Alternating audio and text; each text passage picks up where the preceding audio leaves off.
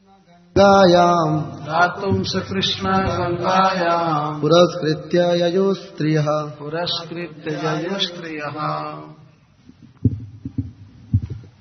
अथा इसके बाद ते वे सुप्रसिद्ध पांडवगण संपरेतानाम कुरुक्षेत्र के युद्ध में निहत स्वानाम अपने स्वजनों को उदकमिच्छताम जो जल की कामना करते हैं दातुम देने के लिए तर्पण करने के लिए सकृष्णा भगवान कृष्ण के साथ गंगायाम गंगा के तट पर ययुः गए पुरस्कृत्य आगे रखकर स्त्रियः स्त्रियों को। कल हम लोग सुन रहे थे किस प्रकार अर्जुन ने द्रोणपुत्र अश्वत्थामा को दंडित किया। अब श्रील सुत गोस्वामी कथा कहते हैं कि कुरुक्षेत्र के युद्ध में पांडवों के अनेक संबंधी मारे गए थे, तो उन संबंधियों को जल देने के लिए वे सब भगवान कृष्ण के साथ गंगा जी के तट पर गए। गंगा जी के तट पर जब वे जा रहे थे तो स्त्रियों को आगे करके चल रहे थे। यही विधान है। उस यात्रा में जब अपने स्वजनों को जल देने के लिए तिल और जल अर्पण करने जाते हैं, जिसको तिलांजलि कहते हैं, तो उसमें विधान है कि स्त्रियों को आगे करके चलना चाहिए। तो पुरस्कृत ययुः स्त्रियः पुरस्कृत्य ययुः, स्त्रियों को आगे करके गए। तो इस प्रकार यही विधि है। हमारे वैदिक संस्कृति में यह बात बहुत प्रचलित है और बिल्कुल साइंटिफिक बात है कि हमारे स्वजन जब शरीर छोड़ते हैं तो वे अपेक्षा रखते हैं कि हमारे वंश में उत्पन्न कोई व्यक्ति हमको जल देगा। तो उदकम इच्छताम यहां लिखा गया, इच्छा करते हैं जल की। यहां जब कोई व्यक्ति अपने स्वजन को जल देता है तो वह जल परलोक में उसको मधु, दही या अनेक प्रकार के वस्त्र, अलंकार आदि के रूप में परिणत होकर के मिलता है। देखने में लगता है कि हम जल दे रहे हैं, लेकिन जल ही मात्र नहीं मिलता है, उससे मृतात्मा की जो शरीर छोड़ चुका है उसकी आकांक्षा रहती है कि हमारे परिवार में जन्म लेने वाला हमको दे। तो यहाँ भगवान की ऐसी व्यवस्था है कि यदि जल दिया जाता है तो उसको वह जल अनेक सुखमय वस्तुओं के रूप में उपलब्ध होता है लोक में, परलोक में। इसीलिए जल देने की परंपरा है। जैसे हम लोग यहाँ पर देखते हैं कोई किसी को केवल एक चेक दे, तो चेक तो देखने में बिल्कुल सिंपल कागज जैसा दिखता है, लेकिन उस चेक पर पैसा रहता है और उस चेक से वो चाहे व्यक्ति तो बहुत सी वस्तुएं खरीद सकता है। देखने में लगता है कि यह एक साधारण कागज है, लेकिन उसके भीतर जीवन की बहुत सी सुविधाओं को खरीदने की शक्ति होती है। तो इसी प्रकार देखने में लगता है कि यह केवल जल है, लेकिन वह जल मात्र ही नहीं होता। तो उदकम इच्छताम शब्द लिखा गया, जो जल की इच्छा करते हैं। तो पांडवों के परिवार के लोग और अनेक संबंधी भी मारे गए थे इस युद्ध में, प्राय सभी संबंधी थे। तो उनको जल देने के लिए वे गंगा जी के तट पर गए। जब वे जल देने जा रहे थे तो भगवान कृष्ण भी उनके साथ थे, सकृष्णा श्री कृष्ण न सहिता, श्री कृष्ण जा रहे थे।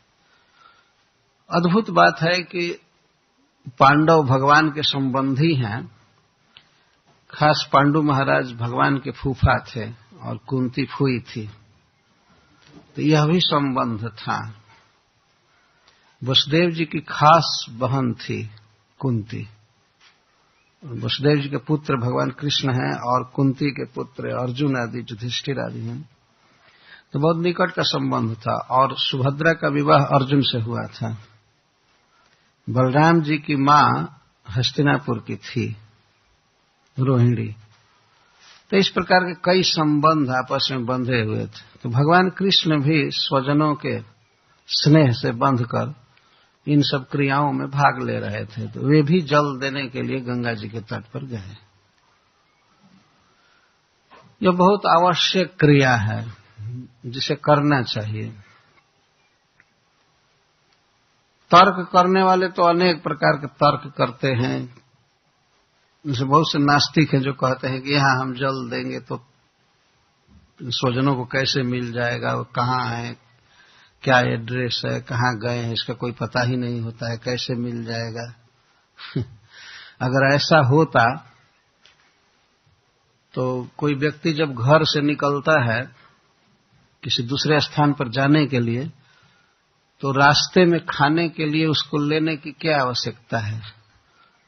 कहीं गया है और यहीं से मंत्र पढ़ करके कुछ दे दिया जाता है, ट्रेन में या प्लेन में कहीं भी मिल जाएगा उसको भोजन। वो लोग तर्क देते हैं अगर ऐसी व्यवस्था होती। लेकिन उन मूर्खों को मालूम नहीं है कि भगवान की कितनी सूक्ष्म व्यवस्था है और कौन सी वस्तु कब कहाँ किसको मिलेगी। यह वास्तव में दुर्गेय है। जब शास्त्र कहता है कि ये वस्तुएं परलोक में स्वजन को प्राप्त होती हैं, तो उसे मानना चाहिए, स्वीकार करना चाहिए। कई ऐसी बातें हैं जो केवल लिखने से मान लेना चाहिए।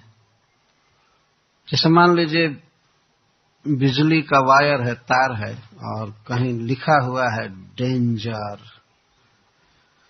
कोई मूर्ख व्यक्ति कहे कि हम नहीं मानते हैं कि इसको छूने में कोई डेंजर है, हम छू कर देखेंगे। तो छू कर देखने में तो बाद में रिपोर्ट भी नहीं दे पाएगा कि कैसा था, है ना। लिखा हुआ है डेंजर तो हम मान लेते हैं, ठीक है डेंजर है। शास्त्र कहता है कि अपने स्वजनों को जल देना चाहिए तो देना चाहिए, श्राद्ध करना चाहिए अपनी शक्ति के अनुसार। तो भगवान कृष्ण के साथ पांडव लोग गए, वहां जाकर के गंगा जी में स्नान किए। गंगा में स्नान करके वे अपने स्वजनों को तिलोदक देने लगे। तो उस समय जितने भी अपने निकटतम स्वजन मरे थे उनके नाम बोले जा रहे थे। जब नाम बोले जा रहे थे तो उनके गुणों का स्मरण हो रहा था। नाम रखते ही कैसे हंसते थे, कैसे चलते थे, कैसे बोलते थे, कैसे खाते थे, मिलते थे, सब बातें याद आती थी। इसीलिए लोग बहुत विलाप कर रहे थे। विलप्य च भृशम पुनः ते निनियोदकम सर्वे। वे जल दे रहे थे लेकिन विलप्य च भृशम, भृशम अत्यधिकम विलप्य, बहुत अधिक विलाप कर रहे थे, रोने लगे। खास करके स्त्रियां रोने लगी बहुत जोर जोर से, और रो करके विलाप करके फिर गंगा जी में पुनः स्नान किए। तो गंगा जी की विशेषता बताते हैं, हरि पादाब्ज रजः पूत सरी जले। गंगा जी का जल भगवान के चरण कमलों के रज से परम महिमा में हो गया है। वास्तव में गंगा जी की धारा तो ऐसे स्पिरिचुअल वर्ल्ड से आती है, परंतु भगवान के चरण कमलों का जो संस्पर्श है, धोया गया है, इस कारण से गंगा जी की महिमा कोटि गुना अधिक बढ़ जाती है। किसी व्यक्ति को जब वो इंडिया जाते हैं इधर से, तो अवश्य कोशिश करनी चाहिए कि गंगा जी में स्नान करें। गंगा जी आज भी हैं। तो पांडव लोग गंगा जी में स्नान कर रहे थे, विलाप कर रहे थे, बहुत बहुत विलाप वर्णन किया गया है। स्नान करने के बाद, तिलोदक देने के बाद फिर तट पर बैठ करके विलाप करने लगे, रोने लगे, जिसमें युधिष्ठिर महाराज सर्वोपरि थे। तत्रासीनम कुरुपतिम धृतराष्ट्रम सहानुजम गांधारीम पुत्र शोकार्ताम प्रथाम कृष्णाम च माधव सांत्वयामास मुनिभिर हत बंधु सुचार्पिता। तो वहां पर सब लोग रो रहे थे, माधव समझा रहे थे, श्री कृष्ण समझा रहे थे, सबको सांत्वना दे रहे थे। किसके साथ? मुनियों के साथ। कृष्ण द्वैपायन अर्थात वेदव्यास देव और धौम्य आदि मुनि थे, वे लोग समझा रहे थे, इनको सांत्वना दे रहे थे कि रोइए मत, शोक मत कीजिए, बहुत प्रकार की बातें कहकर। क्या क्या बातें वे कहते थे मैं बाद में बताऊंगा, लेकिन कौन कौन मुख्य लोग थे जो बहुत अधिक शोक में डूबे थे? तो सहानुजः कुरुपति, कुरुपति यहां कहा गया है महाराज युधिष्ठिर को। युधिष्ठिर महाराज अपने भाइयों के साथ शोक में डूबे हुए थे, सब रो रहे थे, और धृतराष्ट्र महाराज रो रहे थे। इसके साथ ही साथ गंधारी, पृथा और कृष्णा, द्रौपदी। तो गंधारी के 100 पुत्र मारे गए थे इस युद्ध में। बेचारी वह बहुत बिलख रही थी, रो रही थी। और द्रौपदी के 5 पुत्र मारे गए थे, जिसकी कथा कल कही गई थी। और कुंती का पुत्र भी मारा गया था, कर्ण। तो यद्यपि कुंती इस रहस्य को सबसे नहीं बताई थी, परंतु वह बेचारी जानती थी कि उसका पुत्र मारा गया है, इस कारण से वह भी बहुत दुखी थी। यद्यपि उसके पुत्र विजयी हुए थे, लेकिन वो तो जानती थी कि उसका ज्येष्ठ पुत्र मारा गया है। जब कुंती कुमारी अवस्था में थी, उसी समय भगवान सूर्य के द्वारा उसे एक पुत्र की प्राप्ति हुई थी, जिसे लोक लज्जा से कुंती ने एक मंजूषा में, एक पेटी में बहाया था, लिख करके चिट्ठी, किसी भी व्यक्ति को यह बच्चा मिले तो इसका पालन पोषण करना। उसके बाद भी कुंती एक परम शुद्ध सती स्त्री मानी जाती है। ये सब बहुत रहस्यमय बातें हैं, लोक दृष्टि से लोग नहीं समझेंगे, लेकिन बहुत ऊंची बात है। कुंती सब तरह से शुद्ध थी। उसने प्रयास भी किया था कर्ण से। जब युद्ध निश्चित हो गया कौरव पांडवों का, तो एक दिन कुंती पहुंची थी कर्ण के पास और उसने बताया कि बेटा तुम मेरे पुत्र हो, तुम युधिष्ठिर के भाई हो, तुम दुर्योधन का साथ मत दो। तो सारा रहस्य कुंती ने खोल करके रख दिया। वो जानती थी कि यही समय है जब अपने पुत्र को विपक्ष से रोकना चाहिए। और यहां तक कह दिया कि तुम अगर युधिष्ठिर के साथ आ जाओगे तो दुर्योधन फिर युद्ध नहीं करेगा, उसका मनोबल कम हो जाएगा और तुम राजा बनोगे। युधिष्ठिर तुम्हारी सेवा करेगा, भीमसेन, अर्जुन सब तुम्हारे सेवक होंगे। बेटा मैंने लोकलाज से तुमको बहाई थी गंगा में, तो तुम लौट आओ, तुम मेरे पुत्र हो। लज्जा त्याग कर माता कुंती ने कर्ण से यह विनय किया। ये महाभारत में कथा है। लेकिन कर्ण कहा कि मां तुम हमसे बहुत देर करके यह बात कह रही हो, मैं यह शरीर दुर्योधन को दे चुका हूं, मैं अब अपने वचन को लौटा नहीं सकता हूं। और मैं यह भी जानता हूं कि इस युद्ध में मुझे मरना पड़ेगा, क्योंकि अर्जुन के साथ भगवान है, अर्जुन निश्चित जीतेंगे। लेकिन मैं किसी भी दशा में दुर्योधन का साथ नहीं छोड़ सकता। मैं जिस मुख से कह चुका हूं कि मित्र मैं तुम्हारे साथ दूंगा, तो मैं अब राज्य के लोभ से और युधिष्ठिर का बड़ा भाई बनने के लोभ से दुर्योधन का साथ नहीं छोड़ सकता।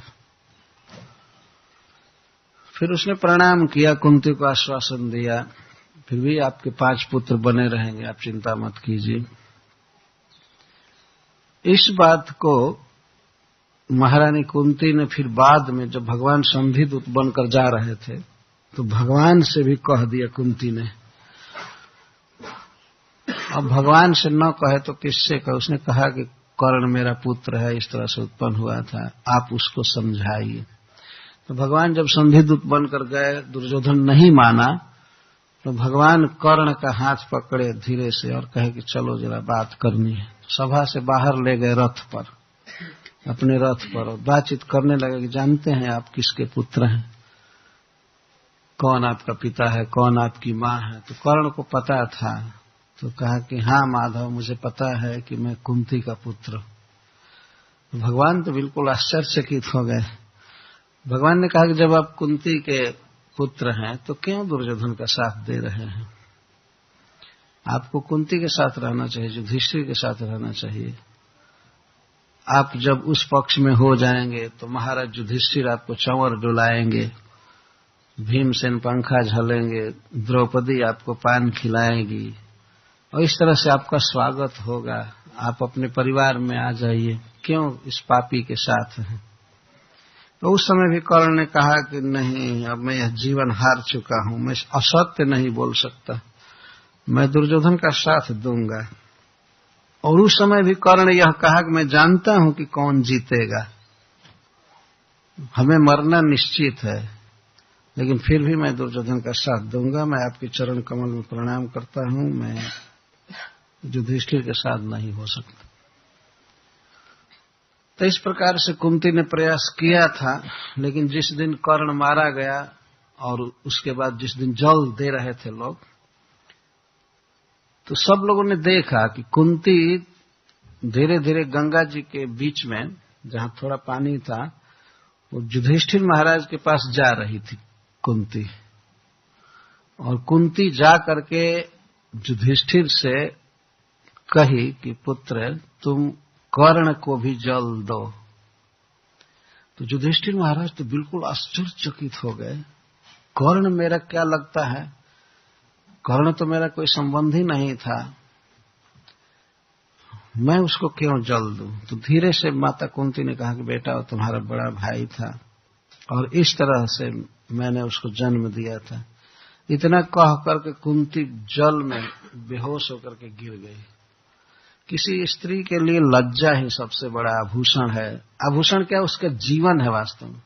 जब अपने पुत्र के पास कुंती ने यह बात कही तो वो बिल्कुल मूर्छित हो गए। एक तो शोक हो रहा था, दूसरे लज्जा चली गई। कुंती ने सोचा कि जैसे भी हो अपने पुत्र के का परलोक में हित करना चाहिए, उसको जल देना चाहिए।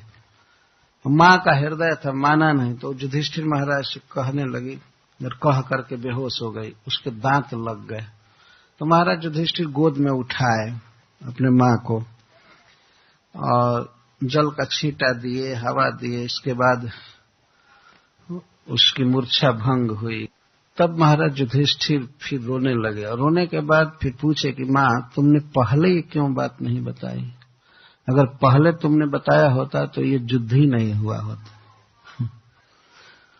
और फिर कहने लगे कि मैं कर्ण के पैर को जब देखता था, चरण को देखता था, तो मुझे आश्चर्य होता था कि तुम्हारे चरण जैसा क्यों उसका चरण है। तुम्हारे कुछ शारीरिक बनावट के अनुसार कर्ण की बनावट थी। कभी कभी मुझे शंका होती थी। ये महाभारत में यथावत लिखी गई बात। कर्ण का कंठ स्वर भी तुम्हारे स्वर से मिलता जुलता था। इसके बाद महाराज युधिष्ठिर को बहुत क्रोध हुआ संपूर्ण स्त्री जाति पर। स्त्रियां इस तरह से बात छिपा सकती हैं। तो उन्होंने गंगा जी का जल लेकर के शाप दिया सभी नारियों को कि आज से उनके हृदय में कोई बात छिपी नहीं रहेगी। किसी बात को पचा नहीं पाएंगी। इसीलिए बहुत गंभीर, बहुत सीक्रेट बात स्त्रियों से नहीं कहना चाहिए, विश्वास नहीं करना चाहिए। इसका अर्थ यह नहीं है कि सभी बातें छिपानी चाहिए, लेकिन कुछ बात ऐसी होती जो उसको नहीं कहना चाहिए, नहीं तो वो लोक में कह ही देगी। ये सत्य है बिल्कुल। पर पुरुष भ्रम में हो जाएगा कि नहीं नहीं ये नहीं कहेगी, नहीं कहेगी, लेकिन वो कह ही देगी। किसी न किसी अपने सखी से चाहे जैसे तैसे वो बाहर कर देगी बात। एक बहुत ही सूक्ष्म घटना हुई है रामायण में। आप सभी जानते हैं कि कैकेयी गई थी स्वर्ग में राजा दशरथ के यहाँ जब वो दैत्यों से युद्ध कर रहे थे, तो उस युद्ध में कैकेयी ने उनकी मदद किया। तो इससे महाराज दशरथ बहुत प्रसन्न हो गए और अयोध्या लौट रहे थे तो रास्ते में वे अपनी प्रिया से कहने लगे कैकेयी से कि तुम मांगो, जो भी मांगोगी दूंगा, और एक नहीं 2 बात मांगो। इतनी ऐसे पुरुष को कभी नहीं कहना चाहिए, इतनी स्वतंत्रता स्त्री को नहीं देनी चाहिए कि तुम कुछ भी मांगो। इतना अधिकार नहीं देना चाहिए। कुछ रिजर्वेशन के साथ वचन देना चाहिए कि यही दूंगा, इतना दूंगा, लेकिन कुछ भी मांगो। उन्होंने तो प्रेम बस कह दिया, और वह भी प्रेम करती थी, उसको लज्जा रही थी कि मैं क्या मांगू। उसने टाल दिया वचन को, कहा कि ठीक है बाद में कभी मांग लूंगी, बाद में कभी मांगूंगी। तो महाराज दशरथ इस बात को कहे और कैकेयी ने सुना। तो कैकेयी और दशरथ के बीच ये बहुत अंतरंग बात हुई थी, बहुत एकांत में पति पत्नी के बीच बहुत प्रेम से बात हुई थी। लेकिन देखिए कैकेयी का स्त्री स्वभाव। वो जब अयोध्या आई तो एक दिन मंथरा से ये बात कह दी कि हमारे पति हमको बहुत मानते हैं, उन्होंने तो कहा है कि कुछ भी मांगोगी दे दूंगा। बताए उस 3rd क्लास की स्त्री से कहने की क्या जरूरत थी? वो तो मंथरा एक दासी थी और उसके कुल का भी पता नहीं था कि कहाँ की है, उसका बाप कौन है, किधर से आई है। ऐसे ही कैकेयी ने रख लिया था उसको। बाद में वाल्मीकि रामायण में बात लिखी गई। तो मैं यह कह रहा हूं कि वह रानी थी कैकेयी, बहुत ऊंचे पद पर, बहुत उच्च महिला थी, लेकिन उसकी वार्ता बहुत नीचे कोटि की स्त्री से हो रही थी। और अपने पति के साथ जो इतना प्रेम में संबंध था, तो अपने सौभाग्य को प्रकट करने के लिए वो दासी से इस तरह से कह दी थी कि हमारे पति हमको बहुत मानते हैं, उन्होंने 2 वर मांगने के लिए कहा है। ये कहने की जरूरत नहीं थी। और जिस दिन अयोध्या को सजाता हुआ देखा मंथरा ने, तो जब कैकेयी के पास पहुंची तो कैकेयी रोने लगी कि अब मैं क्या करूं। तब मंथरा ने बताया कि आपने मुझे सुनाया था ना 2 वरदान की बात, तो आज वो काम करेगा वरदान। 1 वर से भरत को राज्य मांगिए और दूसरे वर से राम को वन में धकेलिए, वन में भेज दीजिए। देखिए, अब ये नहीं कही होती कैकेयी तो ये बताई नहीं होती मंथरा। कैकेयी भूल गई थी उस बात को कि हमारे पति 2 वर देने के लिए कहे हैं, भूल गई थी, लेकिन मंथरा ने याद दिलाया। तो कुछ महाराज युधिष्ठिर के इस शाप से सावधान रहना चाहिए। ये बहुत अंतरंग या सेक्रेट बातें स्त्रियों से नहीं करनी चाहिए। भले स्त्रियां दुखी हो इस बात को सुन करके, लेकिन जो सत्य है वो कहा जा रहा है। और यदि किसी पुरुष को इस बात पर विश्वास नहीं हो तो समय ऐसा आता है कि उस समय पता चलता है कि हाँ ये बात बिल्कुल फैक्ट। इसका अर्थ है नहीं कि सभी बातें छिपाते रहे और रोज झगड़ा करते रहे, ऐसी बात नहीं है। कुछ महत्वपूर्ण बातों को छिपाना चाहिए। महाराज युधिष्ठिर ने श्राप दिया तो 3 माताओं का वहां जिक्र है जो बहुत रो रही थी, कुंती, गांधारी और द्रौपदी।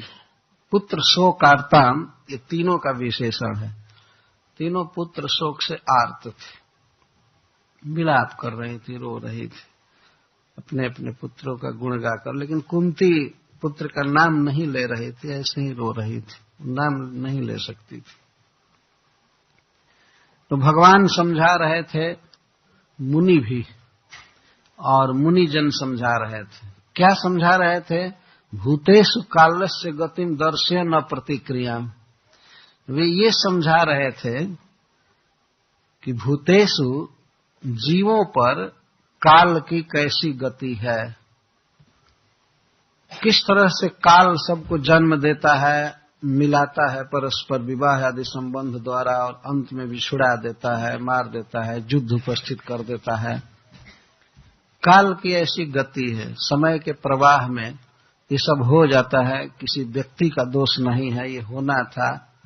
भगवान समझा रहे थे कि देखो, इस युद्ध को रोकने का अनेक प्रयास किए गए। मैं संधिदूत बनकर गया, मैत्रेय जी रोकना चाहते थे, वेदव्यास देव रोकना चाहते थे, कई तरह से समझाया गया, लेकिन अंततः यह युद्ध उपस्थित हो गया। तो भगवान यह कह रहे थे कि काल के चाल को रोक पाना असंभव है। जैसे काल ने जन्म दिया है, उसी तरह से एक दिन वो मार भी देता है। इसलिए मनुष्य को चाहिए कि वह सम रहे, शोक न करे। बहुत सी बातें ऐसी होती हैं जिस पर मनुष्य का कोई बस नहीं चलता है, वो क्या करेगा। अब यही युद्ध रोकने का इतना प्रयास किया गया कि उसकी सीमा हो गई, लेकिन फिर भी युद्ध नहीं रुका, हो करके रहा, और अंत में युद्ध का परिणाम हुआ कि सब लोग नष्ट हो गए। श्रीमद् भगवद गीता में भगवान ने जिन 5 तत्वों का वर्णन किया है, उसमें काल भी एक है। से ईश्वर, जीव, माया, कर्म और काल, 5 चीज का वर्णन किया। श्रील प्रभुपाद जी भगवद गीता के इंट्रोडक्शन में ये बात लिखे हैं बड़े विस्तार से।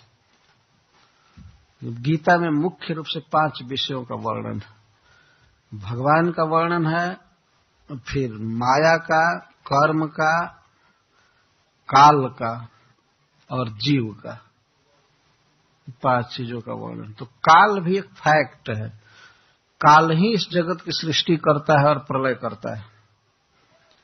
कोई व्यक्ति नहीं चाहता है कि मैं वृद्ध हो जाऊं या मैं मरूं या मुझे कोई रोग हो, लेकिन हो करके ही रहता है, क्योंकि हम लोग काल के अधीन हैं और काल के भीतर ही गणना होती है। ये बर्थडे है, इसके बाद एक्सपायरी डेट होगा। दूसरे लोग गिनेंगे, ये बर्थ डेट था और ये तिरोभाव दिन हो गया ये गिनेंगे। तो काल के अधीन है। काल शरीर में बचपन देता है, यौवन देता है, वार्धक्य देता है और अंत में विनाश कर देता है।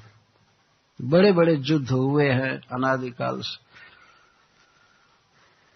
एक कवि ने कहा है कि हम सब काल के अधीन हैं और यात्रा में हैं और जा रहे हैं। तो कहता है कि जब कोई व्यक्ति जल्दी चला जाता है तो लोग रोते हैं, लेकिन मान लीजिए बहुत से आदमी जाने के लिए तैयार हैं और ट्रेन पकड़े हैं, वायुयान पकड़े हैं, तो उसमें कोई जल्दी पहुंच जाए तो इसमें शोक की क्या बात है, जब जाना ही है वो कवि कहता है जब जाना ही है तो कोई तेज गति से जल्दी चला गया तो खुशी की बात है ना जा ही रहे चलम चित्तम चलम वित्तम चला चलमिदम जगत, सब कुछ है, चल रहा है, परंतु फिर भी जीव अज्ञान में है और रोता रहता है। तो भगवान और ऋषि लोग इस तरह से समझा रहे हैं। तो भगवान ने युधिष्ठिर महाराज को राज्य दिलाया, उस कथा को संक्षेप में कह रहे हैं। इसके बाद द्वारका प्रस्थान की लीला सूत जी कहेंगे। साधयित्वा जात शत्रु स्वम राज्यम कितवैर्हृतम घातयित्वा सतो राज्ञः कच स्पर्श क्षतायुषः। भगवान ने युधिष्ठिर महाराज के राज्य को लौटाया। साधयित्वा, बहुत तरह से युद्ध आदि करा करके भगवान ने युधिष्ठिर के राज्य को छीना। जिस राज्य को कितवहि हृतम, धूर्तों ने, शकुनी और दुशासन आदि दुष्टों ने जिस राज्य को छीन लिया था, वास्तव में राज्य युधिष्ठिर का था, लेकिन जुआ के छल से उनका राज्य इन दुष्टों ने छीन लिया था। तो भगवान ने पुनः युद्ध करा करके और घातयित्वा असतो राज्ञः कचस्पर्श क्षतायुष, द्रौपदी के केशों को छूने के कारण जिन राजाओं की आयु नष्ट हो गई थी, जिनकी उम्र समाप्त हो गई थी, उन समस्त असत दुष्ट राजाओं का वध करा करके भगवान ने युधिष्ठिर के राज्य को लौटा दिया। ये प्रश्न होगा कि द्रौपदी के केशों का आकर्षण तो एक व्यक्ति किया था, तो वहां बैठे हुए सब पर ये दोष कैसे लग गया? कच स्पर्श क्षतायुष। कच का अर्थ होता है केस। केस स्पर्श, द्रौपदी का केस जो खींचा गया था, स्पर्श किया गया था, उससे सबकी आयु समाप्त हो गई थी।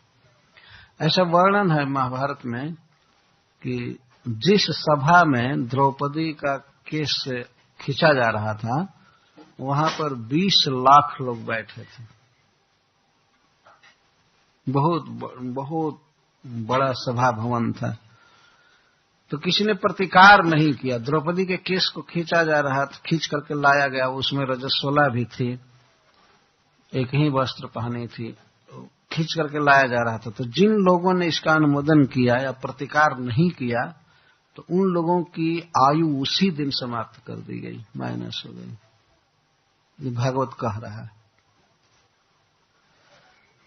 किसी स्त्री के केसों को छूने का अधिकार उसके माता पिता को है, या सखी को, या विवाह के बाद पति को, और कोई नहीं छू सकता है। नहीं तो शास्त्र कहता है कि नातः परम अनायुष्यम पर्दाराभिमर्शनात्। दूसरे की स्त्री का स्पर्श करने के समान आयु को कम करने वाला और दूसरा पाप इस पृथ्वी पर नहीं है। यदि कोई दूसरे की स्त्री है और उसका कोई स्पर्श करता है बुरे भाव से, तो उसकी आयु उसी दिन समाप्त कर दी जाती है। ये शास्त्र कहता है। तो द्रौपदी के केसों को जो छुआ गया, खींचा गया, इसी से उस सभा में बैठे हुए सबकी आयु समाप्त हो गई उसी दिन। कचस पर छता आयुष। और भगवान ने फिर सबका वध कराया। याजित्वा स्वमेध तंत्र भी उत्तम कल्प कही तब जसह पावनम दीक्षु सतमन्योरी बात। और बाद की कथा कह रहे हैं कि जब महाराज युधिष्ठिर से भगवान ने 3 अश्वमेध यज्ञ कराया, तो 3 अश्वमेध यज्ञ के द्वारा ही 100 अश्वमेध यज्ञ करने वाले इंद्र के समान युधिष्ठिर की कीर्ति को भगवान ने सारे दिशाओं में फैला दी। इंद्र 100 यज्ञ करते हैं तब उनको स्वर्ग मिलता है, लेकिन महाराज युधिष्ठिर केवल 3 अश्वमेध यज्ञ किए और 100 यज्ञ करने वाले इंद्र की कीर्ति के समान इनकी कीर्ति फैल गई। वो भी पावनम जसह, पवित्र कीर्ति फैली। कहीं भी संसार में कोई ये नहीं कहता था कि युधिष्ठिर राज्य के लिए अपने स्वजनों की हत्या करा दिए, ये किए, कोई नहीं कहता था। सभी जानते थे कि युधिष्ठिर धर्मात्मा है, उनकी पवित्र कीर्ति सब जगह फैली थी। तो इस तरह भगवान महाभारत के युद्ध के बाद 1-2 महीने रहे हस्तिनापुर में। युद्ध के उपक्रम में 4 महीने तक भगवान हस्तिनापुर में थे। अब जरा विचार कीजिए कि जो व्यक्ति 16,108 स्त्रियों का पति है और एक स्त्री से 10-10 पुत्र और एक पुत्रियां हुई थी, इतना बड़ा परिवार था भगवान का, फिर भी अपने पांडवों के लिए वे द्वारका छोड़ करके हस्तिनापुर में रह रहे थे और 4 महीना रह गए। 1-2 परिवार वाला व्यक्ति 4 दिन रहने में ही हाय हाय करने लगता है कि हम लौटे घर चले। भगवान 4 महीना हस्तिनापुर और कुरुक्षेत्र में थे। गंतुम कृतमतिर ब्रह्मन द्वारकाम रथमा स्थित। इसके बाद आमंत्र पांडुपुत्रांश्च सैन्य उद्धव संयुत द्वैपायनाद्भिर विप्रय पूजितः प्रतिपूजितः गंतुम कृतमतिर ब्रह्मन द्वारकाम रथमा स्थित। भगवान बारंबार पांडवों से विदा लेते थे, युधिष्ठिर से आज्ञा मांगते थे कि भाई आप आज्ञा दीजिए, मैं गांव जाना चाहता हूं, द्वारका जाना चाहता हूं। बारंबार भगवान आज्ञा ले रहे थे। ऐसे जन्म लेने के दृष्टि से भगवान कृष्ण ब्रजवासी हैं, लेकिन वास्तव में वे गुजराती हैं, क्योंकि 100 वर्ष द्वारका में रहे। 100 वर्ष द्वारका में रहे, 11 वर्ष वृंदावन में रहे और 18 वर्ष मथुरा में थे। ये भगवान की रहनी है।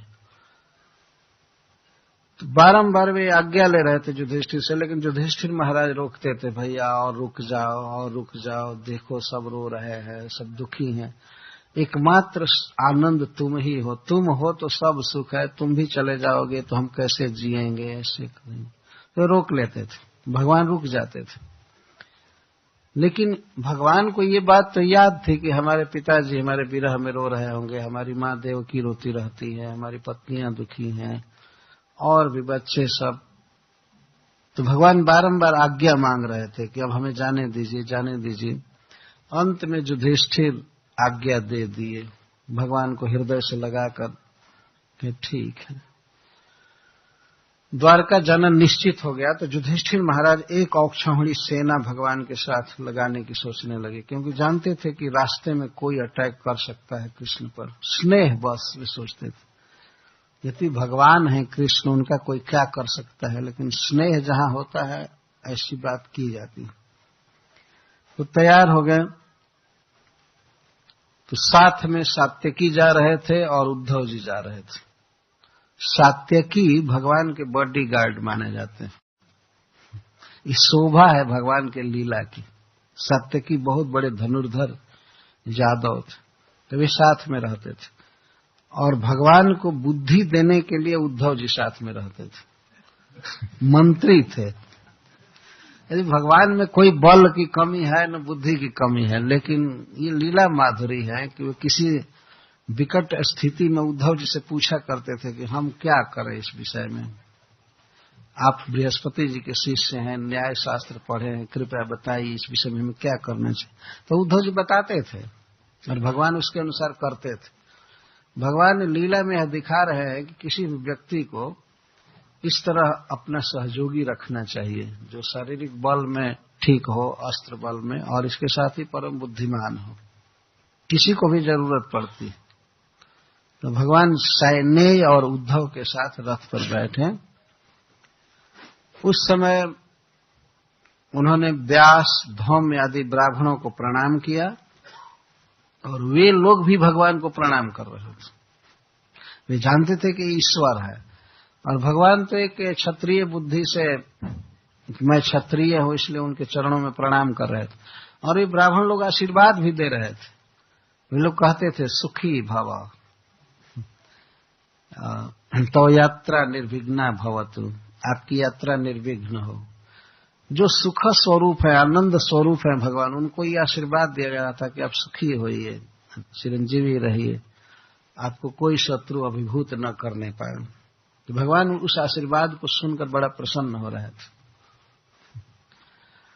इस तरह से विदा होकर के वे चले रथ पर। तब तक उन्होंने देखा गंतुम कृतमतिर ब्रह्मन द्वारकाम रथमास्थित उपलेभे विधावंतिम उत्तराम भय बिह्वलाम। भगवान जिम ही जाने के लिए तैयार थे, अभी रथ पर बैठे हुए थे, रथ चला नहीं था। तब तक उन्होंने देखा कि उत्तरा भय से विह्वल होकर के मेरे तरफ भागती हुई आ रही है। उत्तरा अभिमन्यु की पत्नी थी। अभिमन्यु इस युद्ध में मारे जा चुके थे। अभिमन्यु अर्जुन के पुत्र थे, और उत्तरा महाराज विराट की पुत्री थी। जहां पांडव लोग 1 वर्ष अज्ञातवास किए थे, उस राजा की पुत्री थी उत्तरा। तो उत्तरा के साथ अभिमन्यु का विवाह हुआ था। अभिमन्यु तो युद्ध में मारे गए थे, पर उत्तरा गर्भवती थी। तो इधर आपने कल सुना था कि अश्वत्थामा का जब अपमान किया गया, उसके केश काटे गए, उसकी मणि निकाल ली गई, तो अश्वत्थामा बहुत क्रोधित हुआ और उसने प्रतिज्ञा किया कि इस पृथ्वी पर पांडवों के वंश को समाप्त करके रहूंगा। तो पांडवों के वंश में केवल 6 व्यक्ति बचे थे, 5 पांडव और एक अभिमन्यु का पुत्र जो आगे परीक्षित महाराज हुए, गर्भ था। उत्तरा का एक गर्भ था, गर्भ में एक बच्चा था और 5 पांडव थे। तो 6 ब्रह्मास्त्र चलाया एक साथ। और ब्रह्मास्त्र ऐसा अस्त्र है कि उसकी प्रतिक्रिया दूसरे अस्त्र से नहीं की जा सकती, और जिस लक्ष्य पर वो चलता है उसको पूरा करके ही रहता है, वो कभी विफल नहीं हो सकता। तो 2 गुण हैं ब्रह्मास्त्र के। एक तो वो लक्ष्य पूरा करके ही रहेगा, जिसके लिए चलाया जाता है उसको मार करके ही रहता है, और दूसरा कोई भी अस्त्र उसको दबा नहीं सकता, खत्म नहीं कर सकता। ब्रह्मास्त्र ऐसा घातक अस्त्र है। अश्वत्थामा क्रोध करके चलाया तो भगवान ने देखा कि उत्तरा भय विह्वलाम, भय से कांपती हुई, हाहाकार करती हुई सीधे भगवान के पास आ रही थी। यद्यपि उत्तरा इस तरह से भगवान के पास कभी नहीं हुई थी, लेकिन बेचारी करे क्या, इस संकट की स्थिति में वो रो रही थी, कांप रही थी, और सीधे अंतःपुर से, राजभवन से निकल करके और भागती ही भगवान के पास आई। यद्यपि वहां अर्जुन थे, युधिष्ठिर महाराज थे, भीमसेन थे, और भी वीर थे, लेकिन किसी की शरण में वह नहीं गई। वो भगवान के प्रभाव को जानती थी कि यही मेरी रक्षा कर सकते हैं। तो उत्तराम भय विह्वलाम, उपलेभे, उपलेभे का अर्थ भगवान ने देखा कि उपलेभे अभिधावंती, अभी का अर्थ अभिमुखम, मेरे तरफ धावंती, मेरे तरफ दौड़ती हुई आ रही है, भागती हुई आ रही है और कांप रही है थर थर। और आते आते उत्तरा ने कहा, पाहि पाहि महायोगिन, देव देव जगतपते, नान्यम त्वद अभयम पश्य जत्र मृत्यु परस्परम। हे महायोगिन, हे समस्त अचिंत्य शक्तियों के आश्रय, हे देवताओं के भी देव, हे देवताओं के भी पूज्य, और हे संपूर्ण विश्व की रक्षा करने में समर्थ, पाहि पाहि, आप रक्षा कीजिए, रक्षा कीजिए, बचाइए बचाइए। बेचारी इस तरह से रोती हुई आ रही थी। बहुत करुण दृश्य था। एक तो गर्भवती नारी थी और गर्भ पर लक्ष्य बना करके ब्रह्मास्त्र मारा गया था, और दूसरे वो बेचारी विधवा थी, उसका कोई रक्षक दूसरा नहीं था। किसी भी स्त्री के लिए पति बहुत बड़ा सहारा माना गया है इस संसार में। एक श्लोक में कहा गया है कि इस संसार में किसी स्त्री को पति जितना प्यार दे सकता है, उतना सारे भाई मिलकर के, पिता मिलकर, ससुर सास कोई नहीं कर सकते। इसलिए पति के बिना स्त्री की बहुत दुर्दशा हो जाती है। तो वह अनाथिनी थी, पति शून्य हो चुकी थी, और बच्चा गर्भ में था। तो इस कारण से बच्चे को बचाने के लिए भगवान के शरण में आ रही है। तो पाहि पाहि महायोगिन, देव देव जगतपते, हे देव। और महायोगी का अर्थ है, योग का अर्थ होता है अचिंत्य उपायों के अधीश्वर। भगवान किसी भी तरह से, कैसे भी किसी की रक्षा कर सकते। ये प्रश्न होगा कि किसी दूसरे देवता की शरण क्यों नहीं ले रही हो? तो वो स्वयं कहते देव देव, आप देवा नाम देव, आप देवताओं के भी देवता हैं, देवताओं के पूज्य हैं। ऐसे लोक में लोग ये नहीं जानते हैं कि भगवान कृष्ण वास्तव में ब्रह्मा, शिव, दुर्गा आदि सबके आराध्य है। लोगों को ये जानकारी नहीं है, परंतु यह सत्य है शास्त्रों द्वारा। हम लोग देखते हैं इस संसार में मनुष्य देवताओं को पूजते हैं, लेकिन देवताओं के लोक में सब जगह भगवान की डीटी रहती है, भगवान की मूर्ति रहती है। वे लोग भगवान के भक्त। और जगतपते, जगतपति, पति का अर्थ है पालक, समस्त विश्व की रक्षा करने में भगवान समर्थ है। तो ये तीन विशेषण भगवान के लिए उत्तरा बोल रही है कि हे महायोगिन, हे देव देव, हे जगतपते, नान्यम त्वद अभयम पश्य जत्र मृत्यु परस्परम। मैं आपकी शरण में हूं, मेरी रक्षा कीजिए, मेरी रक्षा कीजिए। तो मानो भगवान ने कहा कि तुम दूसरे की शरण क्यों नहीं ले रही हो? तो कहते नान्य त्वद अभयम पश्य, आपके अतिरिक्त मैं और किसी को नहीं देख रही हूं जो इस संसार में भय शून्य हो और दूसरे का भय दूर कर सकता है। केवल आप ऐसे हैं जिससे कि आपको कोई भय नहीं है किसी से भी, और दूसरे का भय नष्ट करने में आप केवल समर्थ हैं। संसार में और लोग दूसरों को मार सकते हैं लेकिन बचा नहीं सकते, बचाने वाले केवल आप। जत्र मृत्यु परस्परम। अब देखिए इस संसार में उदाहरण है, कुछ आतंकवादियों ने, टेररिस्टों ने दूसरों को मार दिया, लेकिन क्या कभी किसी को जीवन दान दिया है? किसी ने? मार सकते हैं लेकिन मरे हुए को क्या जिलाए हैं? कोई जिलाया है? जीवित को तो मारने की शक्ति सब में है, चाहे बम से मार दे, चाहे विष से मार दे, चाहे राइफल से मार दे, जैसे भी, जत्र मृत्यु परस्पर। मारने में लोग समर्थ हैं लेकिन बचाने में समर्थ नहीं। ऐसे हम लोग घटनाएं रोज पढ़ते हैं, सुनते हैं, टेलीविजन में देखते हैं कि इतने लोग आज इधर मर गए, उतने लोग उधर मर गए, है ना। मरने की रोज घटना हो रही है, लेकिन क्या किसी दिन ये पढ़ते हैं कि कब्र से 2-4 मियां निकल करके बाहर आ गए? ऐसा कभी पढ़े हैं? ऐसा तो एक दिन भी नहीं पढ़े ना। कब्र में जाने की रोज घटना हो रही है, निकलने की नहीं, क्योंकि ये संभव ही नहीं। ये तो केवल भगवान कर सकते। वो कहना भर है कि कयामत के दिन खुदा आएगा और प्राण डालेगा, ये सब उठेगा। काहे को उठने जाए? शरीर तो गया, कीड़ा बन गया और आत्मा गया दूसरे देह में। आत्मा नित्य है, अविनाशी है, अमर है, वो गया दूसरे देह में और अभी इधर प्रतीक्षा में है कि अभी ये आएंगे, ये रूहें उठेंगी। काहे को उठने जाए? सब भ्रम है, अज्ञान है वास्तव में। तो उत्तरा कह रहे कि जत्र मृत्यु परस्परम, इस संसार में एक दूसरे को मारने की शक्ति है लोगों में, लेकिन हे प्रभु जिलाने की शक्ति नहीं है, बचाने की शक्ति नहीं है। केवल आप ही जिला सकते हैं, जीवन दान दे सकते हैं, केवल आप ही बचा सकते हैं। इसलिए मैं आपकी शरण में हूं, कृपया रक्षा कीजिए, रक्षा कीजिए, रक्षा कीजिए।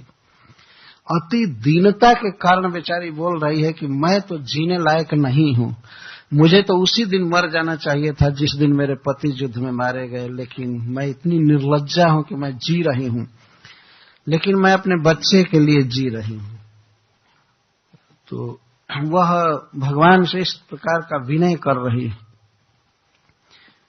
कि यह लोहे का दहकता हुआ बाण मेरे गर्भ पर निशाना बना करके आ रहा है, मेरे गर्भ को मारना चाहता है। तो कामम दहतु माम नाथ मामे गर्भो निपात्यता, अभी द्रवति माम ईश सरस तप्ताय सुविभो कामम दहतु माम नाथ मामे गर्भो निपात्यता।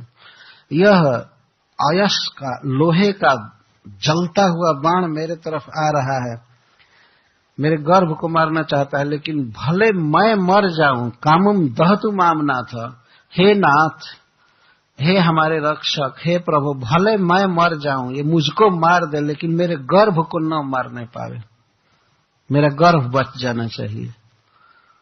यह उत्तरा बहुत ही गंभीर बात को सोच करके भगवान से प्रार्थना कर रही है। वो चाहती है कि कृष्ण की कीर्ति इस जगत में रहनी चाहिए। वो जानती है कि यदि पांडवों का वंश समाप्त हो गया तो कृष्ण की बहुत निंदा होगी कि कृष्ण रक्षक थे, फिर भी पांडवों का वंश समाप्त हो गया इस संसार। तो कहती है भले मैं मर जाऊं, माम दहतु, ये लोहे का बाण मुझे जला दे, लेकिन मामे गर्भ निपात था, मेरा गर्भ नहीं गिरना चाहिए, मेरा गर्भ नहीं मरना चाहिए। तो भगवान बड़े ध्यान से इस बात को सुन रहे थे। उपधार जब बचस्तस्या भगवान भक्त वत्सल अपांडव मिदम कर्तुम द्रोणे अस्त्रम अबुध्यत।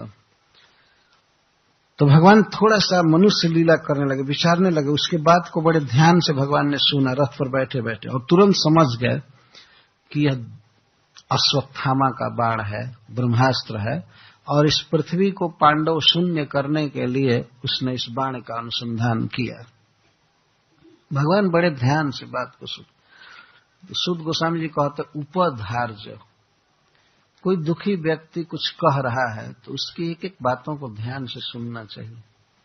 भगवान बड़ी सावधानी के साथ उत्तरा के बात को सुन रहे थे। उत्तरा ने जो भगवान के विषय में कहा है वो बहुत महत्वपूर्ण बात है। वहां उसके ससुर थे, युधिष्ठिर महाराज, अर्जुन थे बड़े धनुर्धर, भीमसेन गदाधारी थे, युधिष्ठिर महाराज भी बहुत बड़े धनुर्धर थे, नकुल सहदेव थे, लेकिन वो किसी से भी अपने बचाने की प्रार्थना नहीं की, सीधे भगवान कृष्ण से कहती। तो इसके द्वारा कृष्ण की महिमा व्यक्त होती है। उस समय की स्त्रियों को भी पता था कि कृष्ण भगवान है, परमात्मा है, और वे बहुत उच्च कुल की महिलाएं थी। महाराज युधिष्ठिर के भवन में नारद जी आते थे, वेदव्यास देव आते थे, गुरु वशिष्ठ देव आते थे, द्रौपदी के खास गुरु थे वशिष्ठ जी, ऐसा शास्त्र कहता है।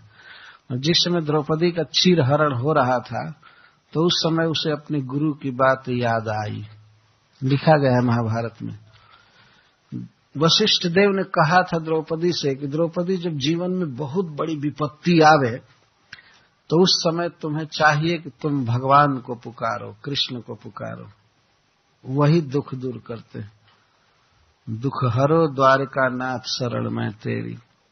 वास्तव में जब सारे उपाय थक जाते हैं, कोई सहारा नहीं दे पाता है, फिर भी भगवान की कृपा से प्रकाश मिल जाता है, सहारा हो जाता है।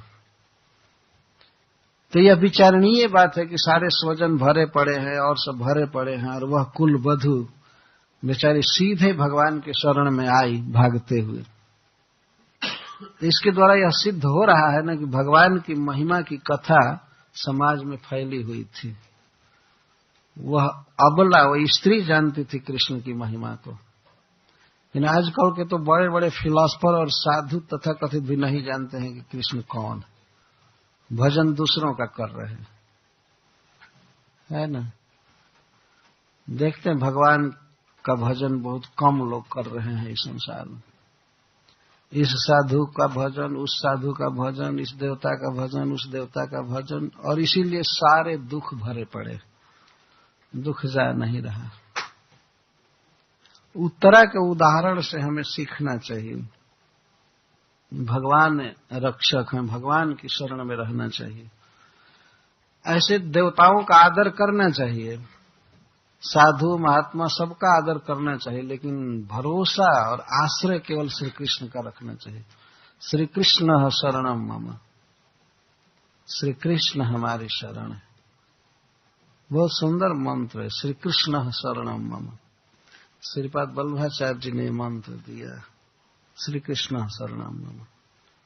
हरे कृष्णा कृष्णा कृष्णा हरे हरे, हरे राम राम राम। भगवान बहुत शीघ्र सुनते हैं और उत्तर देते हैं। तो उत्तरा की बात को उन्होंने ध्यान से सुना और वे समझ गए कि अश्वत्थामा का यह ब्रह्मास्त्र है। जब भगवान इस तरह से विचार कर ही रहे थे, तरहे वाथ मुनिश्रेष्ठ पांडवा पंच सायकान आत्मनोभिमुखान दीप्तान आलक्ष शस्त्रानुपाददु। तो भगवान को विदा दे रहे थे पांडव भी। उस समय जब भगवान द्वारका जाने के लिए तैयार थे तो युधिष्ठिर, भीमसेन, अर्जुन, नकुल, सहदेव भी वहीं खड़े थे।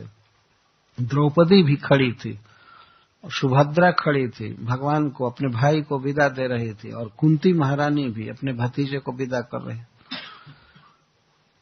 तो भगवान के विरह में कितना उनको दुख होता होगा, इसकी कल्पना हम लोग नहीं कर पा सकते।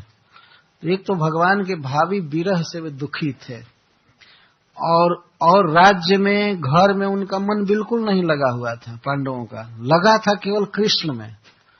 कृष्ण चले जाएंगे तो हम कैसे रहेंगे, कृष्ण को यह भेंट देना है, ये देना है, वो देना है, और बहुत सी वस्तुएं दे रहे थे कि ये हमारे मामा को दे दीजिएगा, वसुदेव जी को दीजिएगा, उनको दीजिएगा, इसको दीजिएगा, बलराम जी को दीजिएगा। बहुत से उपहार दे रहे थे, प्रेम से विदा कर रहे थे। उसी समय उन पांचों पांडवों पर 5 ब्रह्मास्त्र आए एक समय, उत्तरा के गर्भ पर और 5 पांडवों पर। तरही एवं शुद्ध जी कहते, तरही का अर्थ उसी समय, तभी, तरही एवं अथ मुनि श्रेष्ठ। हे शौनक जी, उसी समय 5 बाण पांडवों पर आए। तो पांडव एकदम नहीं जान रहे थे कि ये ब्रह्मास्त्र आ रहे हैं। वे लोग देखे कि ये बाण आ रहे हैं, एक एक भाई पर एक एक बाण लक्ष्य करके आ रहा था। तो वे 5 अपना अपना अस्त्र उठा लिए, परंतु उनको ये पता नहीं था कि यह ब्रह्मास्त्र है, और ब्रह्मास्त्र का प्रतिकार दूसरे अस्त्र से नहीं संभव था। उनका मरना निश्चित था उस दिन। यदि भगवान नहीं होते उस घटनास्थल पर तो 5 पांडवों को उसी क्षण मरना था। ब्रह्मास्त्र उन्हें जला करके खाक कर दिया होता। तो वे लोग देखे उस अस्त्र को, तो अस्त्राणी उपाददु, अपने अपने अस्त्र उठा ले उसका प्रतिकार करने के लिए, लेकिन प्रतिकार संभव नहीं था, उठा भर लिए। उन्होंने भगवान से प्रार्थना नहीं किया कि आप हमारी रक्षा कीजिए। तो सूत जी कहते हैं कि व्यसनम वीक्ष तत्तेषाम अनन्य विषयात्मनाम सुदर्शनेन स्वास्त्रेण स्वानम रक्षम व्यधात विभु। भगवान ने देखा, वीक्ष क्या देखा? व्यसनम, बहुत अपरिहार्य विपद देखा। इस विपद से पांडव बच नहीं पाएंगे, इनका मरना निश्चित है। भगवान ने ये देख लिया। व्यसनम वीक्ष तत्तेषाम कथम भूतानाम पांडवानाम, कैसे पांडव थे? अनन्य विषयात्मना, पांडवों का मन या चित्त कृष्ण के अलावा कहीं नहीं था। वे कृष्ण भक्ति से सराबोर थे, भगवान के भावी विरह से वे जर्जर हो रहे थे। उस दशा में भगवान ने अपने सुदर्शन चक्र से पांडवों की रक्षा कर लिया। पांडव प्रार्थना नहीं किए भगवान से रक्षा के लिए, लेकिन कितने कृपालु हैं भगवान, कितना उनका स्नेह है। आप जरा विचार कीजिए, कोई माँ क्या अपने छोटे बच्चे से प्रार्थना की अपेक्षा करेगी कि हमको पुकारे तब मैं इसको बचाऊंगी? कोई छोटा सा बच्चा है और उसको मान लीजिए सांप डसने जा रहा हो, या कोई कुत्ता या कोई भी जानवर मारने जा रहा हो, तो क्या माँ ये सोचेगी कि बच्चा हमको पुकारे? कभी ऐसी अपेक्षा नहीं करेगी। वो झपट करके जाएगी, बच्चे को गोद में उठा लेगी और उस सांप को भगाएगी, मारेगी या कुत्ते को भगाएगी, क्योंकि माँ का सहज स्नेह है पुत्र के प्रति। कभी अपेक्षा नहीं करेगी कि हमको पुकारे। तो यहाँ पर इस वैदिक इतिहास में श्रीमद् भागवतम में बात कही जाती है कि भगवान ने ये थोड़ी भी अपेक्षा नहीं की है कि ये हमको पुकारे, हमको पुकारेंगे पांचों पांडव तब मैं इनकी रक्षा करूंगा। नहीं, ये अपेक्षा नहीं की, स्वयं ही रक्षा की। सुदर्शन चक्र चला दिया उन्होंने और पांचों बाण शांत हो गए। सुदर्शनेन स्वास्त्रेण स्वानाम रक्षम व्यधात विभु, अपने सुदर्शन चक्र से अपने स्वजन पांडवों की रक्षा भगवान ने कर लिया। यही तो भगवान का स्नेह है, यही कृष्ण की विशेषता है। भगवान सब समय अपेक्षा नहीं करते हैं कि हमको पुकारे या हमको ये करे। भगवान बहुत पहले की थोड़ी सी की गई भक्ति को भी याद रखते हैं, ये उनका स्वभाव है। मनुष्यों का क्या स्वभाव है? मनुष्यों का स्वभाव है कि आज उनकी कुछ सेवा करेंगे तो उनको तो याद रहेगी, लेकिन पहले की गई सेवा बिल्कुल याद नहीं रहती। ये मायाबद्ध जीवों की दशा है। अब किसी का उपकार कितना भी पहले किए हैं लेकिन वो भूल जाते हैं। नया आज करते रहें तो हाँ ठीक है, तो पहले का किया हुआ सब भूल जाते। ये मनुष्यों का स्वभाव है, देवताओं का भी यही स्वभाव है। लेकिन भगवान का स्वभाव है कि वे पहले के किए गए थोड़ी सी भी भक्ति को याद रखते हैं। इसका एक उदाहरण है श्रीमद् भागवत में बहुत गंभीर। आपने सुना होगा, एक राजा थे मुचकुंद। मुचकुंद गए थे स्वर्ग में देवताओं की रक्षा करने के लिए, और जब कार्तिक के सेनापति के रूप में मिल गए देवताओं को, तो देवताओं ने कहा कि महाराज आप विश्राम कीजिए, आप विराम लीजिए और हमसे वर मांगिए। तो महाराज मुचकुंद कोई वर नहीं मांगे, भगवान के चरणों में भक्ति मांगे, लेकिन देवताओं ने उनको स्वयं ही निद्रा का वर दिया कि आप जाइए सोइए, और अगर बीच में कोई आपको जगा दिया तो आपकी दृष्टि पड़ते ही वो जलकर राख हो जाएगा। देवताओं ने उनके स्लीपिंग की व्यवस्था की। तो महाराज मुचकुंद यहाँ धौलपुर के निकट चंबल नदी के तट पर सो रहे। गुफा हम लोग जाकर के देखे हैं। तो भगवान मथुरा में थे उस समय। काल जवन जब आक्रमण किया तो काल जवन के भय से, बनावटी भय दिखाते हुए भगवान भागे भागे आए गुफा में। तो वहां आकर के उसने जगाया मुचकुंद महाराज को, काल जवन ने। तो मुचकुंद की दृष्टि पड़ते ही काल जवन जलकर भस्म हो गया। इसके बाद भगवान ने दर्शन दिया मुचकुंद महाराज को। तो मुचकुंद महाराज सकपका गई, कौन है इतना तेजस्वी। वे देखे थे देवताओं को आंख से, लेकिन ऐसे कोई भी देवता नहीं थे। इसीलिए इस निर्णय पर पहुंचे कि लगता है कि ये भगवान नारायण है। तो पूछने लगे आप कौन हैं, आपका नाम क्या है, आपका वंश क्या है। तो भगवान ने परिचय दिया कि मैं वसुदेव जी का पुत्र हूं, इसीलिए लोग मुझे वासुदेव कहते हैं।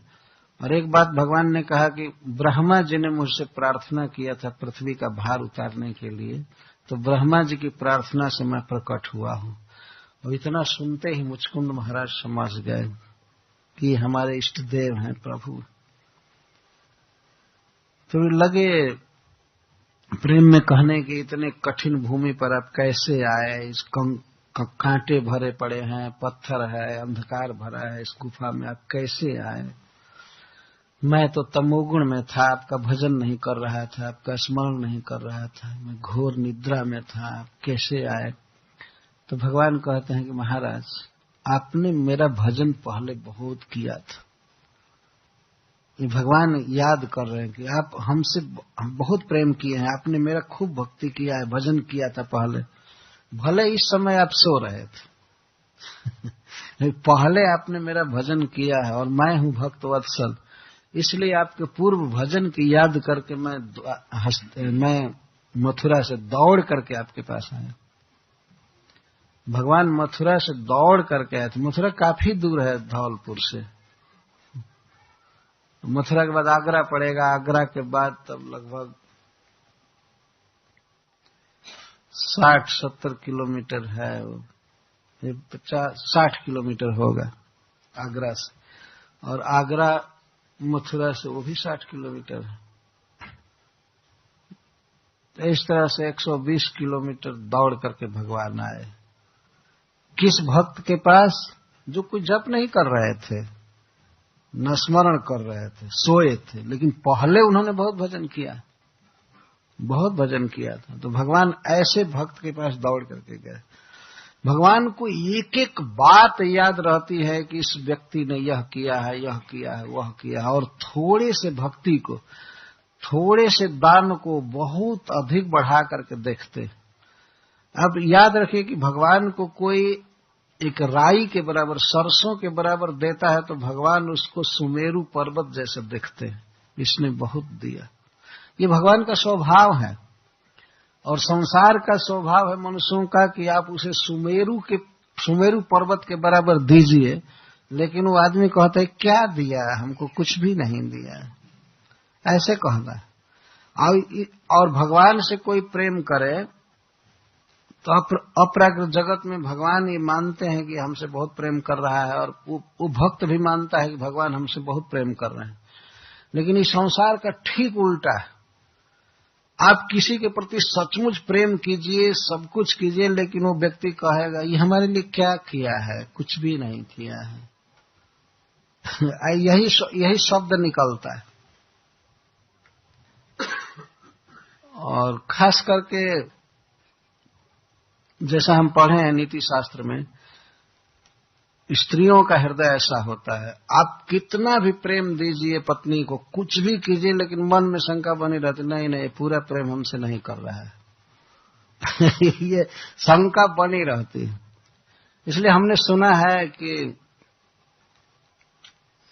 इधर अमेरिका में या इंग्लैंड में भी हो सकता है कि पति को बीच बीच में कहना पड़ता है कि आई लव यू, वो कहना पड़ता है रियली आई लव यू, और दिन में अनेक बार कहने पर तब स्त्री खुश रहती है, नहीं तो नहीं रहती। ऐसा सत्य है, पता नहीं, हमसे कोई बता रहा था कि कहना पड़ता है कि मैं तुमसे प्रेम करता हूं, सही में करता हूं। 2-4 घंटा यदि पति न कहे, चुप रहे, तो उसका मन कुछ रंज होने लगता है कि कह क्यों नहीं रहा।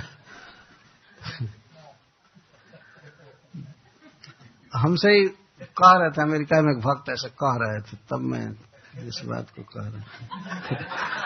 तो कहना चाहिए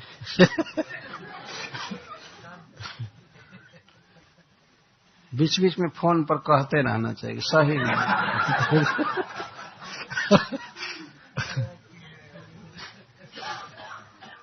वास्तव में इस संसार में प्रत्येक व्यक्ति अपेक्षा रखता है कि हमसे प्रेम करे, परंतु जीव की जो यह प्रेम वासना है, ये तभी संतुष्ट होगी जब भगवान से हम प्रेम करेंगे।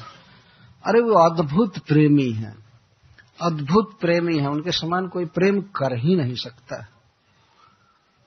और क्या नहीं दे देते, अपने आप को दे देते। राधा रानी थोड़ा सम्मान कर जाती हैं तो भगवान चरण में गिरते हैं, मनाते रहते हैं। अद्भुत प्रेमी है, थोड़े से किए गए भक्ति को बहुत अधिक मानते हैं। यही भगवान का स्वभाव है। तो मैं यहां पर यह बात कह रहा था कि पांडव भगवान से अपेक्षा नहीं किए कि रक्षा करें, प्रार्थना नहीं किए, लेकिन भगवान बिना प्रार्थना के ही अपने सुदर्शन चक्र से उनकी रक्षा की। कोई जरूरी नहीं है कि हम भगवान से हमेशा रक्षा की ही प्रार्थना करें, प्रेम करें, वो रक्षा तो वो स्वयं करते हैं।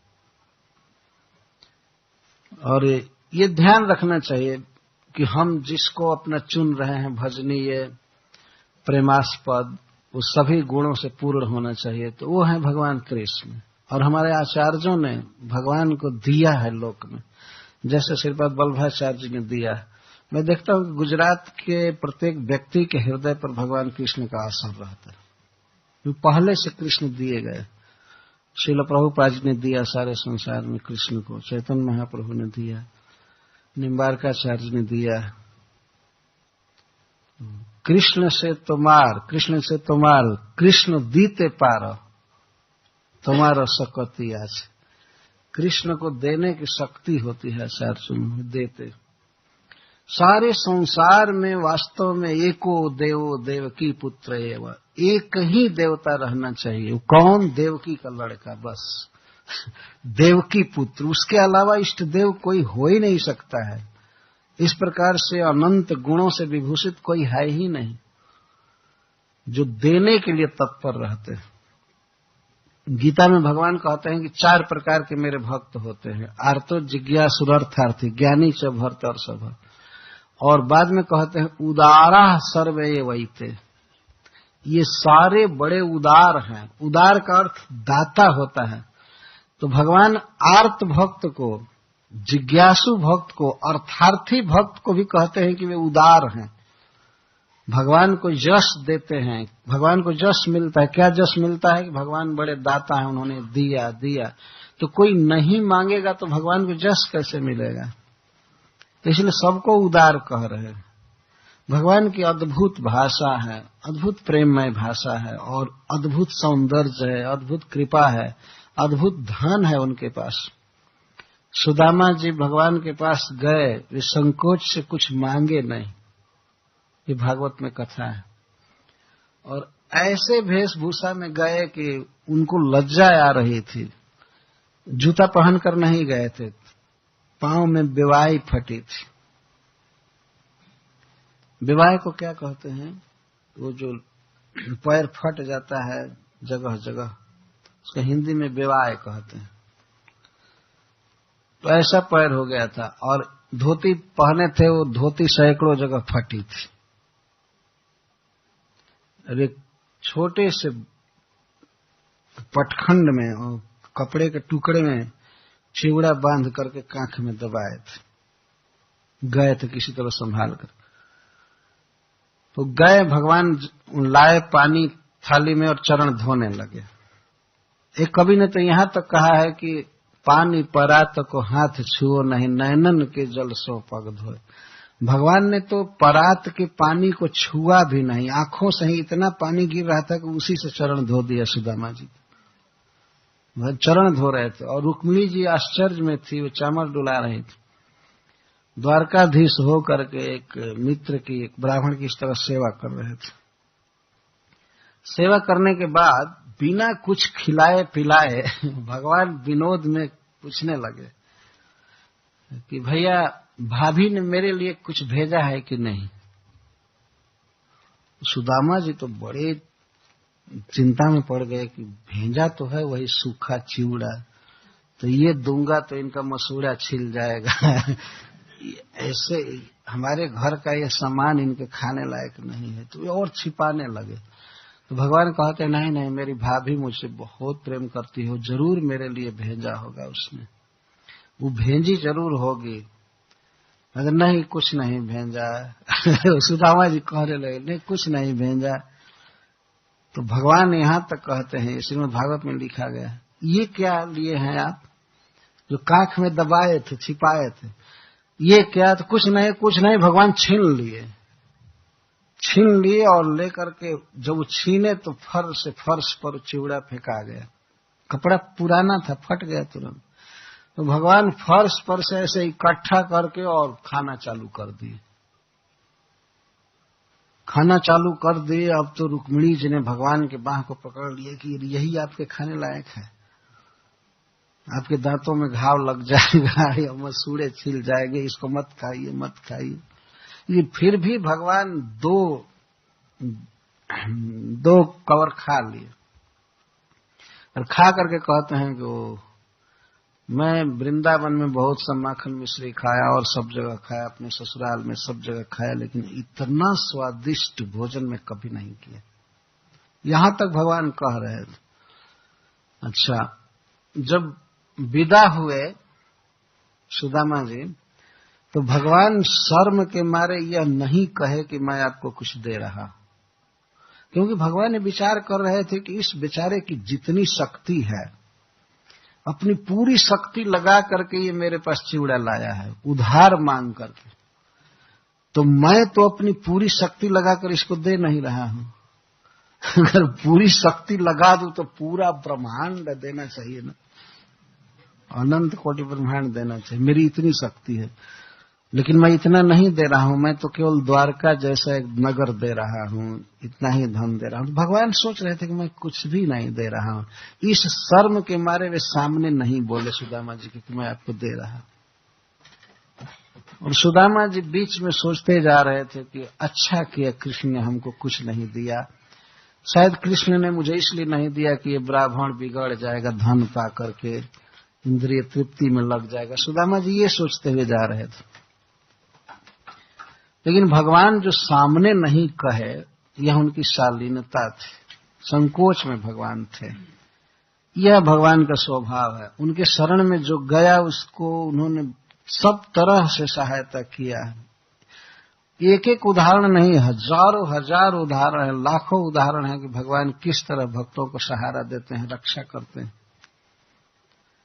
पांडवों की रक्षा भगवान वैसे करते थे जैसे पलकें आंखों की रक्षा करती है। हम लोगों के आंखों पर ये आई लिड जो पलक है, आप देखते हैं हमेशा आंखों की रक्षा करती रहती है। अगर कोई आंखों के पास उंगली लावे या कांटा लावे तो पलकें पहले गिर जाती हैं। ऐसा कभी नहीं हो सकता कि पलकें हट जाएं और आंख में कोई कांटा धंसा दे। पहले पलक में कांटा धंसेगा, इसके बाद आंख में धंस सकता है। इस तरह पलकें आंखों की रक्षा करती हैं। श्रीमद् भागवतम में लिखा गया कि भगवान कृष्ण पांडवों की वैसे रक्षा करते थे जैसे पलकें आंखों की रक्षा करती। उन पर यह अपरिहार्य विपद आई, ब्रह्मास्त्र आया, लेकिन भगवान ने सुदर्शन चक्र से नलिफाई कर दिया 5 ब्रह्मास्त्र को। और अंतस्थ सर्वभूता नाम आत्मा जोगेश्वरो हरि स्वमाया वृणुद गर्भम वैराट्या कुरुतंतवे। अंतस्थ सर्वभूता नाम जोगेश्वर, भगवान जोगेश्वर हैं। वो रथ पर भी बैठे थे, रथ पर ज्यों के त्यों बैठे थे, इसके साथ ही साथ उत्तरा के गर्भ में चले गए। वैसे तो समस्त जीवों के हृदय में अंतर्जामी रूप से रहते ही हैं, परमात्मा के रूप में रहते हैं, लेकिन वास्तव में चतुर्भुज रूप से वे गर्भ में गए, उत्तरा के अति सूक्ष्म बन करके मुख से प्रवेश किए, मुख से प्रवेश कर गर्भ में गए और गर्भ के चारों तरफ घूम रहे थे गदा घुमाते हुए, गदा द्वारा, और वहां पर फिर ब्रह्मास्त्र को विफल कर दिया भगवान ने। गर्भ में महाराज परीक्षित कृष्ण को देखे थे और उसको भूल नहीं पाए जीवन भर। परिईक्षण, ईक्षण का अर्थ देखना, वे बराबर देखा करते थे सब समय कि हमको गर्भ में जो पुरुष बचाए थे वे कौन है, कौन है। इसीलिए ब्राह्मणों ने उनका नाम परीक्षित दिया था। हमेशा वो चित्त पर छवि चढ़ी रहती थी। जीवन के शुरू में ही परीक्षित महाराज कृष्ण को गर्भ में देखे थे। तो यह है भगवान का स्नेह। उत्तरा के गर्भ में जाकर रक्षा किए। वे चाहते तो संकल्प मात्र से जहां थे वहीं से रक्षा कर सकते थे, लेकिन भगवान स्नेह के बस में है और सुदर्शन चक्र भी ले गए थे, गदा भी ले गए थे। श्रील विश्वनाथ चक्रवर्ती ठाकुर कहते हैं कि एक अस्त्र काफी था, लेकिन भगवान 2 अस्त्र क्यों ले गए कि भगवान घबरा करके सोचते हैं कि कहीं गदा फेल किया तो चक्र से काम लेंगे, चक्र फेल किया तो गदा से काम लेंगे। इस संभ्रम में भगवान हो गए।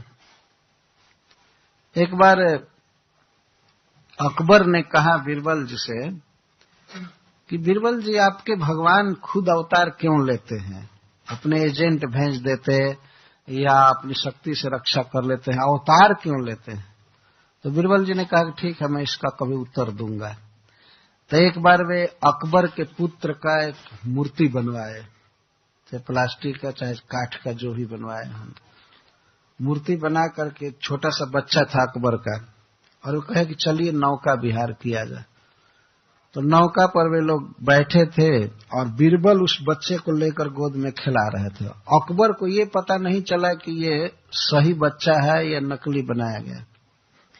नौका पर चल रहे थे, आगरा में चलते चलते बीरबल जी ऐसा नाटक किए कि वो बच्चा जमुना में गिर गया छलक करके, वो गिराए जानबूझकर। तब तक अकबर कूद पड़ा जमुना में उस बच्चे को बचाने के लिए, और बाद में जब वो निकाला बच्चे को तो देखता है कि ये सही बच्चा नहीं है। तो बीरबल पूछे कि सरकार आप क्यों कूद पड़े? तो अकबर कहता, अरे मैं क्यों कूद पड़ा, मैं सोचा कि मर जाएगा बच्चा और मेरा इतना स्नेह है कि मैं इसको बचाने के लिए कूद पड़ा।